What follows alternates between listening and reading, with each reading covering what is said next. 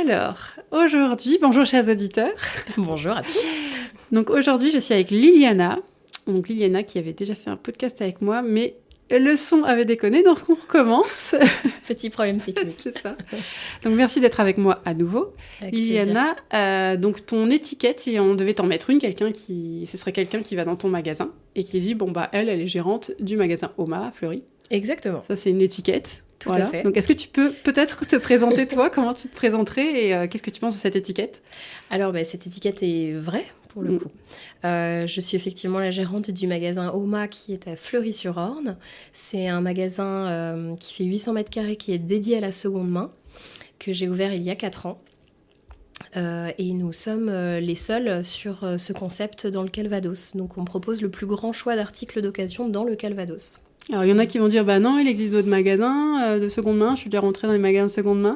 Tout à fait, c'est vrai. Alors, aussi. Quelle est votre singularité dans ce magasin? Alors, en fait, on se positionne en intermédiaire entre des clients vendeurs et des clients acheteurs. Et on propose de la location d'emplacement pour que les gens puissent vendre leurs objets d'occasion.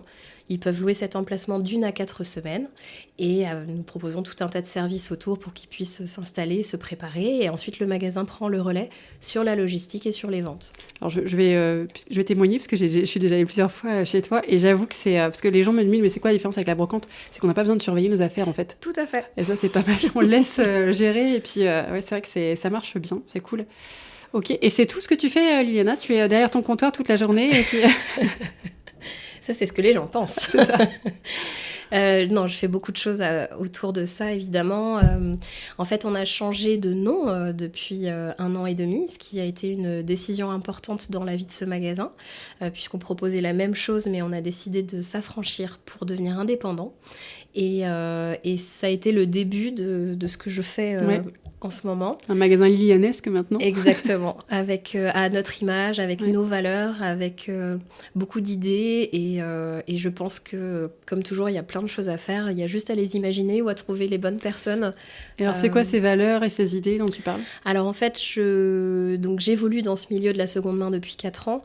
Moi, quand j'avais découvert ce concept, je trouvais que c'était vraiment super parce que ça répondait à un besoin. Ça répond à un besoin. Les gens ont beaucoup trop de choses à la maison et parfois, on a besoin de renouveler des objets ou des affaires. Parfois, on a besoin de s'en libérer parce qu'on déménage, parce qu'on a un enfant qui arrive. Enfin, il y a tout un tas de raisons. Et trouver un lieu où on peut tout déposer, que ce soit des affaires d'enfants comme du mobilier, comme des cosmétiques ou des bouquins. Il y a de tout. Vraiment, on peut trouver de tout. Il n'y en a pas. Il n'y en a pas. On a effectivement des dépôts-ventes de vêtements, ça existe. Des dépôts-ventes de meubles, ça existe aussi. Il existe des ressourceries, des associations, des boutiques solidaires. Il y a plein de choses qui existent. Mais ce format dans le Calvados n'existe pas. Et je pense que en arrivant, en étant indépendant, on jouit d'une liberté de mouvement qui est évidemment beaucoup plus intéressante en termes d'image, en termes de partenariat, de projet, qui est, à mon sens, bien plus motivant et qui permet aussi de développer le magasin et sur l'opérationnel, j'allais dire, mais aussi en termes stratégiques et en rayonnement. Je trouve que c'est bien plus intéressant à faire. Là, c'est intéressant parce que tu m'as désarçonné parce que je m'attendais à ce que tu dises, oui, le magasin, c'est bien pour les clients qui veulent acheter des choses, qui trouvent de tout. Mais tu as commencé par dire, ça nous permet de nous débarrasser de ce qu'on a chez nous. Donc, en fait, c'est le côté de faire du tri chez soi et de se débarrasser de... C'est-à-dire que moi, en tant que cliente, c'est vrai que tu as différentes sortes de clients, c'est ça que je veux dire. C'est ça. Tu as le client qui va utiliser ton lieu pour se débarrasser et faire du tri chez lui et ramener la thune à la maison. Tout à fait. Et le client qui va arriver dans le magasin et qui va regarder tout ce qu'il y a, et il y a vraiment de tout, et qui va trouver son bonheur à pas très cher, en fait. Exactement. Donc effectivement, oui, on a 2 types de clients, les clients acheteurs et les clients vendeurs. Et on a la chance d'avoir une variété de public très importante dans les 2 cibles de clients. Donc on peut avoir des étudiants qui ont besoin de se meubler, des jeunes couples, des assistantes maternelles, des professionnels de la décoration. Enfin, c'est extrêmement varié, et en tant que vendeur et en tant qu'acheteur aussi. Ouais, donc c'est chouette. Et tu parlais donc que ce magasin te permettait de faire plein de projets. De quoi tu parles? Je parle. sais que tu fais plein de projets. Alors déjà, dès le départ, j'avais conscience qu'on allait se retrouver avec des objets sur les bras, parce que l'humain et feignant, c'est normal. Moi, quand j'ai pas envie de ramener quelque chose à la maison, j'ai envie de m'en débarrasser, j'ai pas forcément envie de le restocker alors que j'essaie de le faire sortir. Donc dès le départ, on a choisi d'être en partenariat avec différentes associations locales, donc la Chifo notamment, dont on est le premier donateur privé sur l'agglo de Caen-la-Mer. Donc on leur a donné plus de 7 tonnes de dons depuis 2019. Et on est aussi en partenariat avec le Secours catholique et la maternité du CHU, par exemple, pour la création de kits d'accueil du nourrisson pour les mamans qui arrivent dans le besoin, qui n'ont rien et qui viennent accoucher. Donc je pense que non seulement on peut soulager les personnes qui n'ont pas envie de ramener des choses à la maison, mais quand même en faire quelque chose d'intéressant au service du territoire dans lequel on vit finalement. Et évidemment, j'ai rien contre les associations qui ont d'autres actions à l'extérieur, mais je trouve que ça fait sens de pouvoir redonner ces objets à des causes locales et pour faire continuer le cycle des objets ailleurs. Ça a l'air de vraiment te tenir à cœur. Il y a une raison pour ça ? Comment t'en es arrivé là ? Je ne pourrais même pas répondre à cette question, mais je trouve qu'il y a tellement de choses à faire. Ouais. Il y a tellement de choses à faire. Comment t'es arrivée dans ce... Parce que t'aurais pu ouvrir un magasin sur plein de thèmes différents, mais t'as choisi celui-là. Comment t'en es arrivée là, en fait ? Alors, en fait, c'est venu à moi. C'est venu à moi parce que pendant mon congé maternité, je venais d'avoir une petite fille et je venais d'accoucher d'un petit garçon. On était à une époque où il fallait qu'on déménage pour plus grand.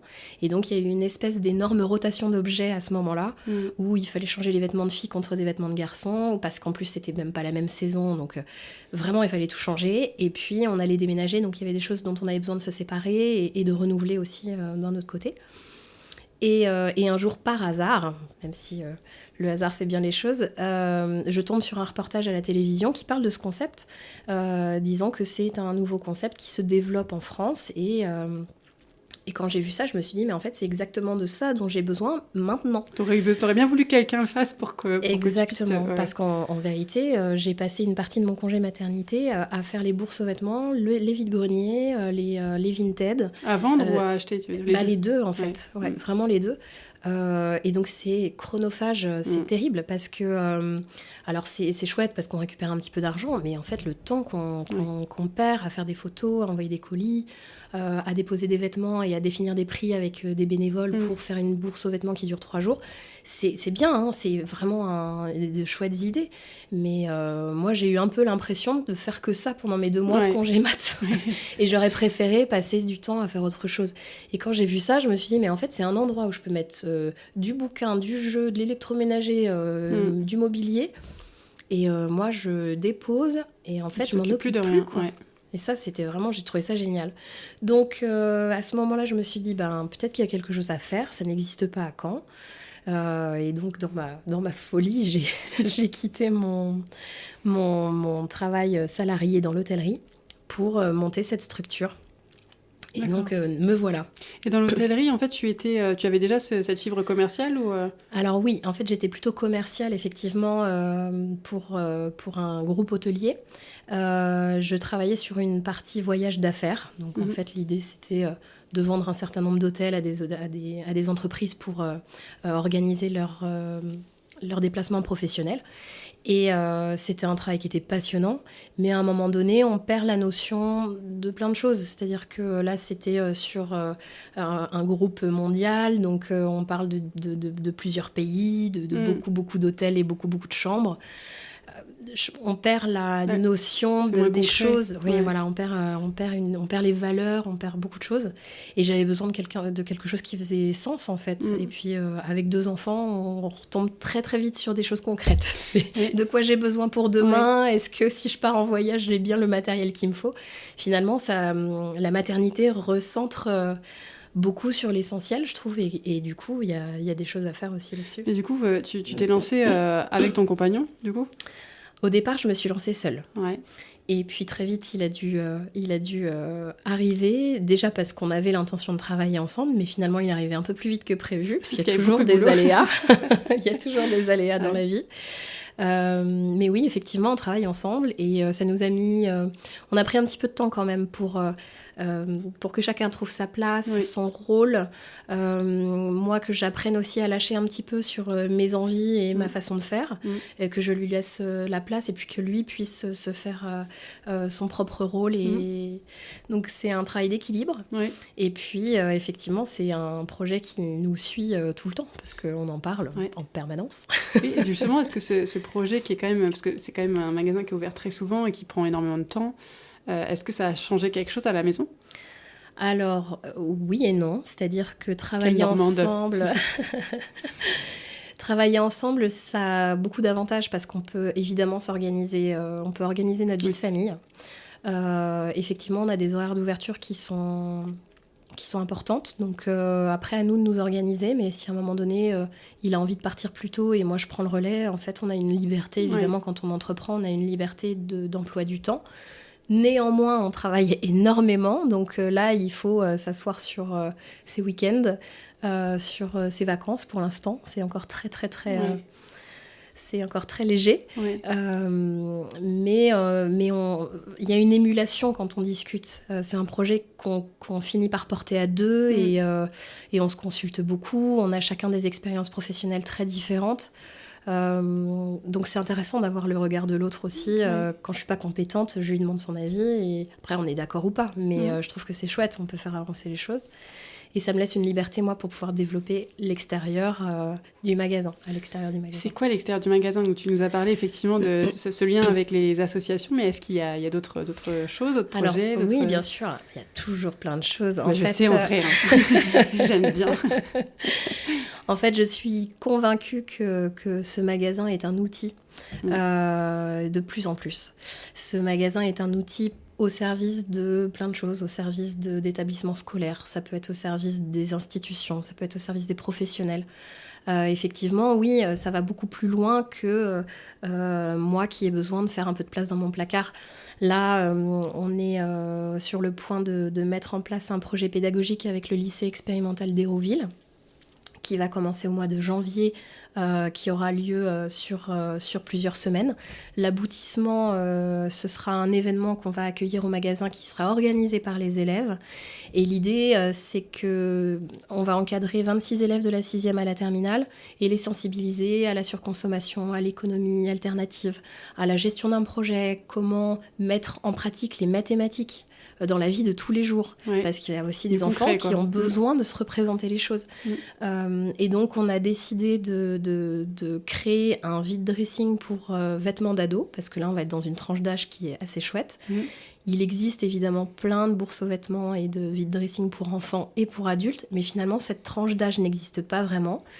Et je pense qu'il y a des choses à faire là-dessus. Donc, l'établissement a accepté... qu'on travaille ensemble, donc ça, je suis vraiment super contente. C'est chouette. Et puis, effectivement, il y a plein il y a plein d'aspects intéressants.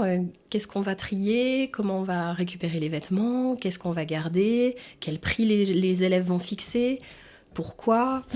Qu'est-ce qu'on va faire des fonds qu'ils vont récupérer à la fin? Est-ce qu'ils vont réinvestir dans du matériel scolaire? Est-ce qu'ils veulent financer une partie de leur sortie? Voilà, c'est un vrai projet. C'est très concret, effectivement, C'est la vraie vie, quoi. Et toi, donc, de ton côté, si je te dis dans 10 ans, comment tu te vois professionnellement? Comment tu vois le magasin? Comment tu te vois à toi? C'est une excellente question parce que vraiment, je ne sais pas. En fait, on commence à... L'enseigne OMA est très récente et là on commence à voir l'engouement des gens sur ce qu'on propose et donc c'est difficile de se rendre compte de l'évolution de ce secteur d'activité, même si on est convaincu que la seconde main est fait complètement partie de notre quotidien maintenant. On reste quand même on reste un commerce et les gens sont très sensibles à l'environnement social, géopolitique. Donc dès qu'il y a quelque chose qui se passe à l'extérieur, forcément les gens réagissent en consommant moins, plus. Enfin voilà, on est tous pareils. Donc Je pense je croise les doigts pour que ça fonctionne bien. Je suis sûre que ça va marcher, mais il faut que tout le monde prenne conscience que ce qu'on propose, c'est un petit peu différent et que c'est une vraie solution. En fait, c'est une solution parmi d'autres, mais c'est une vraie solution qui a sa place.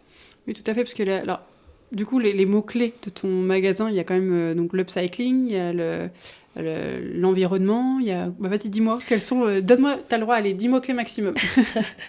Il y a de l'économie circulaire, de l'économie solidaire, puisque tout le monde a accès à ce magasin et peut acheter de quoi vraiment meubler sa maison, vêtir sa famille à tout petit prix. Il y a tout un côté écologique, effectivement. Il y a un côté... mot-clé, du désencombrement. On peut parler de réutilisation des objets. Il y a plein de mots-clés. D'ailleurs, oui, j'ai le mot accessoiriste dans la tête. Tout à fait. Qu'est-ce que ça t'évoque, accessoiriste ? Eh bien, en fait, il y a quelque temps, je me suis tournée... Enfin, en fait, on m'a mis en relation avec une entreprise qui accueille les tournages de cinéma sur le territoire normand.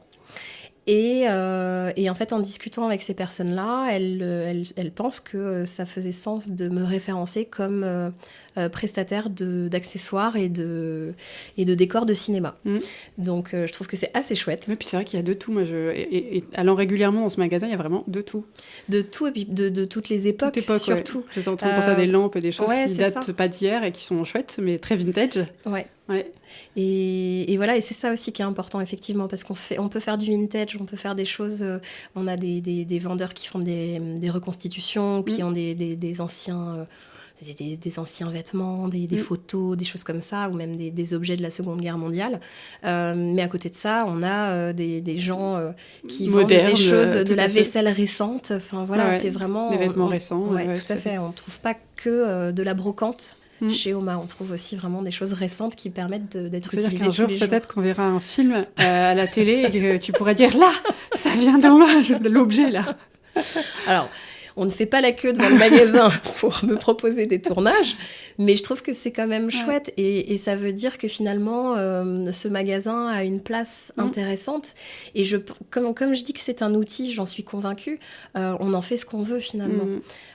Donc effectivement, il y a ce référencement auprès du cinéma. Je suis référencée depuis le début de l'année à l'office de tourisme, parce qu'on a déjà des touristes qui viennent au magasin. Alors c'était rigolo. Récemment, j'ai une famille d'Allemands qui sont venus...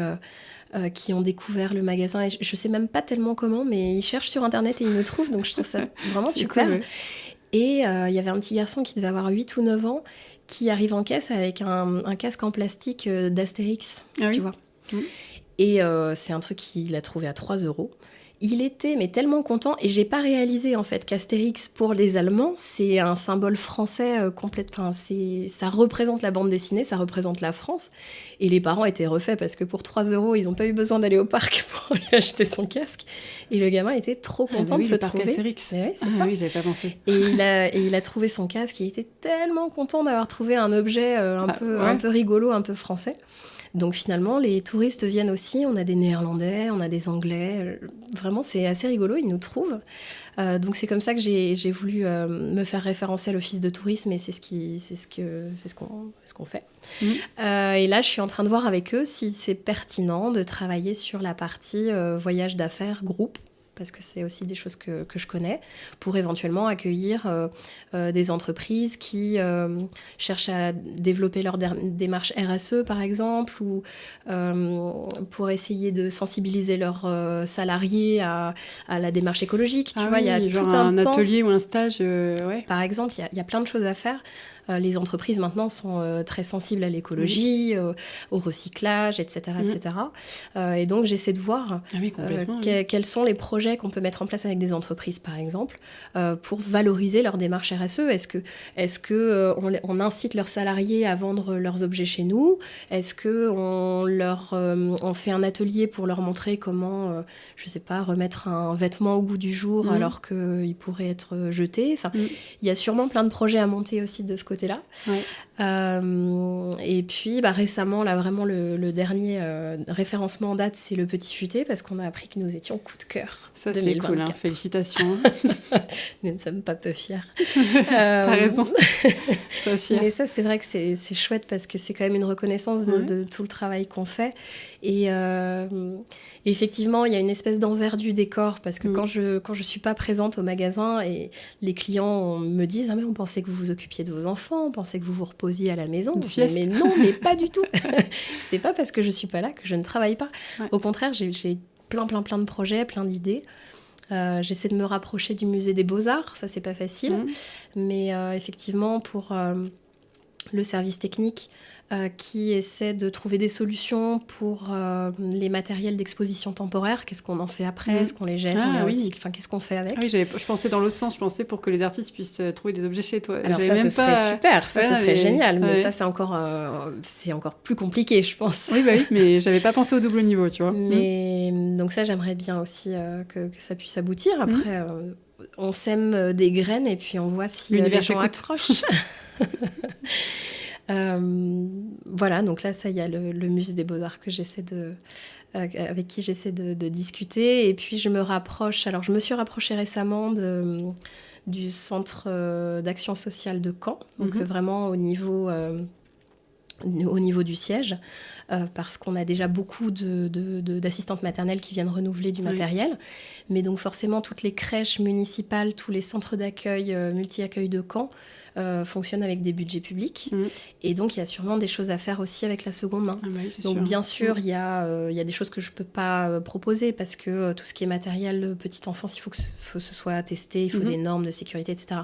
Mais tout ce qui est bouquins, jeux, voilà, il y a énormément de trucs à faire.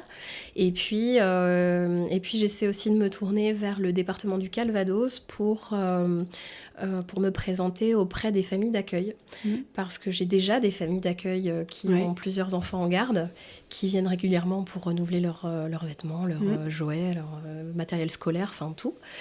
Et ce qui m'a fait prendre conscience de ça, c'est une de mes clientes qui est venue il y a quelques semaines, qui arrive en catastrophe à 18h15, en me disant on me confie une petite fille qui a 18 mois, demain ou après-demain, donc il faut que j'ai une base pour pouvoir l'accueillir, en fait. C'est clair, ouais. Donc en une demi-heure, elle a trouvé un sac à langer, des biberons, quelques bodys, 2-3 robes, puis des pyjamas, enfin une base pour pouvoir l'accueillir dans de bonnes conditions.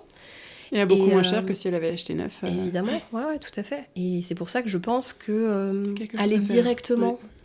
Alors, c'est pas simple, qu'on soit bien d'accord. J'imagine. Il doit y avoir pas mal de comment pour monter, quoi. Je pense qu'il y a une question de confiance, déjà. Il y a une vraie question de confiance. Moi, ce que je mets en avant, c'est que les personnes qui achètent au magasin, que ce soit des professionnels ou des institutions, s'ils achètent au magasin, ils n'achètent pas les objets du magasin. Ils achètent des objets à quelqu'un qui vend au magasin. Donc, nous, on n'est qu'intermédiaires, finalement. Ils achètent à des particuliers qui vendent leurs objets. Donc forcément, il y a un rapport qui est moins mercantile, qui est moins tourné vers le financier, mais plutôt dans la recherche de bonnes idées et de fonctionnement alternatif. Mais en fait, où est-ce que tu n'es pas? Parce que tu as plein d'idées, tu es partout. Il y a encore plein d'endroits où je ne suis pas. En fait, c'est du social que tu fais aussi. Dans les mots-clés, on aurait pu le mettre, celui-ci. C'est vrai. Le social et puis la périculture aussi. Parce que c'est vrai que... on n'y pense pas, en fait. J'aurais pas... voilà, moi j'ai la chance de te connaître un petit peu et d'avoir pu discuter avec toi et de voir que vraiment c'est des choses qui te tiennent à cœur, et c'est que c'est des choses auxquelles on n'aurait pas pensé. Enfin, moi quand j'étais jeune maman, j'aurais pas forcément pensé à aller voir dans un magasin comme ça, en fait. Donc, oui, c'est vrai, mais c'est le fait d'avoir l'idée. C'est ça. Ouais. Et puis je pense que les mentalités ont beaucoup évolué en très peu de temps. Oui, c'est vrai. Pour des questions de pouvoir d'achat. Donc ça peut être un mot-clet aussi, le pouvoir d'achat. Oui. Parce que on se retrouve tous un petit peu confrontés aux mêmes problématiques, avec les coûts de l'énergie, de plein de choses qui augmentent, et puis il faut trouver des solutions. Donc moi j'ai des vendeurs qui vendent parce qu'ils ont besoin d'arrondir leur fin de mois.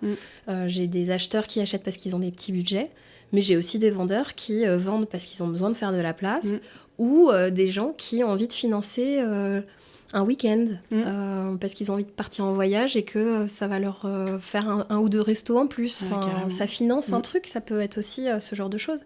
Et c'est pour ça que je me tourne souvent vers les écoles, les associations de parents d'élèves par exemple, parce que on a pu pendant 3 ans financer, aider à financer, on n'a pas financé, on a aidé une école de Caen à financer des sorties scolaires ou financer du matériel pour les maternelles. Ah, c'est super. Hein. Donc des vélos, des trottinettes, en faisant une collecte de jouets au sein de l'établissement et en vendant les jeux en magasin. Et du coup, les fonds, il n'y a pas d'achat-revente finalement, c'est du don qu'ils vont exploiter pour financer quelque chose dans l'école.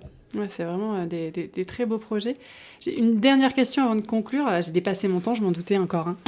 Parce qu'à chaque fois, je me dis, je vais faire 20 minutes et tout, mais j'ai du mal. Le rangement, l'organisation, c'est pas donné à tout le monde.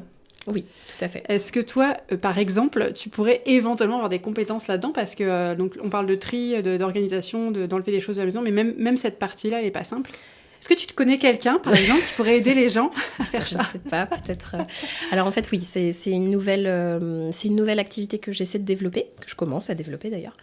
Je voudrais accompagner les gens dans le tri de leurs objets. Donc je parle pas de coaching, c'est des mots après que j'aime moins parce que je me sens pas légitime dans ces mots-là. Mais l'idée c'est de les aider à prendre la décision de ce qu'on garde ou de ce qu'on donne, qu'est-ce qu'on garde dans la maison et qu'est-ce qu'on sort. De quoi on a besoin, de quoi on a envie. Et est-ce qu'il y a des objets qui nous polluent pas un peu l'esprit et finalement on pourrait très bien les faire sortir, ça changerait pas grand-chose à notre vie. Donc moi j'ai envie d'accompagner les gens dans cette démarche puisque le principe du home organizing c'est de faire sortir ces objets dans les 24-48 heures pour que justement on aille au bout de notre démarche. Sinon on s'arrête et on remet tout. Sinon on remet tout dans les cartons dans le garage et ça sert à rien. Et on a tous fait ça. Ah non, je vois pas de quoi tu parles. Et l'avantage, évidemment, c'est que derrière, j'ai l'outil. J'ai ce fameux outil, ce fameux magasin qui permet de déposer tout d'un coup, ou au moins au fur et à mesure s'il y avait beaucoup de désencombrement à faire. Et ça permet, alors après, évidemment, il y a tout un tas de choses à faire, mais le fait de revendre les objets dont on ne veut plus permet de rentabiliser l'argent qu'on a mis pour le désencombrement. Et si ce n'est pas vendu, puisque de toute façon on n'a pas l'intention de les ramener à la maison, on les redonne à nos associations partenaires. J'allais ajouter ça, parce que moi, quand j'ai mis mes objets chez toi, il y a quand même cette partie, le fait d'emmener au magasin sans tout de suite aller donner ou s'en débarrasser tout de suite, ça m'a aidé. Le fait de me dire, ok, je vais pouvoir vendre, récupérer de l'argent, donc ça me donnait une meilleure conscience aussi. Et ça a été l'étape intermédiaire, parce que je n'ai pas tout vendu, mais j'ai pas eu de problème. Une fois que c'était dans ton magasin, j'ai pas eu de problème à donner le reste ou à m'en débarrasser, à l'enlever de chez moi. Alors que si j'avais dû passer directement à cette étape de donner, de me débarrasser de mes affaires, je sais pas si j'aurais réussi en fait. Il y a besoin de temps. Hein. On est tous plus ou moins attachés aux objets pour diverses raisons, parce qu'on est tous différents. C'est les nôtres. Et au sein d'une même famille, il y a des profils qui sont différents aussi. Il y a des gens qui sont collectionneurs, d'autres qui sont stressés, qui ont besoin, ça rassure certaines personnes d'avoir beaucoup d'objets autour d'eux. Il y a des tas de raisons. Ces profils doivent vivre ensemble. Vivre ensemble et se coordonner. Mais effectivement, l'étape magasin finalement est une sorte de sas. Ah oui, ça m'a bien aidé. Et j'en fais l'expérience moi-même. C'est un sas, mais sans avoir l'énergie à mettre, par exemple, justement, quand on parlait tout à l'heure de la vente, par exemple, d'être en brocante ou sur les applications du style Vinted, etc., qui prend quand même beaucoup de temps et où finalement il n'y a pas un gain énorme. Et on se demande si vraiment on y gagne en fait. Alors que là, ça se fait tout seul. Ça se fait tout seul et après on est prêt à laisser partir quoi. Ouais. C'est un beau retour d'expérience parce que c'est vrai que moi j'ai pas le recul par rapport à ça. Forcément. Toi t'es dedans toute la journée. Oui. Non, et puis j'ai mes idées très arrêtées sur les choses, mais c'est vrai que c'est intéressant d'avoir le retour des gens aussi. Moi, ce qui me fait plaisir, c'est quand une cliente me dit vous savez, avec ma dernière vente, on est allé au Futuroscope, c'était vraiment sympa. Et puis celle d'avant, on avait fait un restaurant en Bretagne. Voilà. Super, quoi. Ça fait plaisir. C'est génial, quoi. C'est assez chouette. On peut faire plein de choses, même avec ses ventes, finalement. Tout à fait. Alors, en tout cas, merci beaucoup pour tous ces partages, Liliana. C'est très chouette d'avoir vu l'humain chez toi. Merci. Dans mon micro. Et peut-être à bientôt pour un autre podcast, si le cœur t'en dit. Avec plaisir. Et puis, bon courage pour la suite. Merci beaucoup. À bientôt.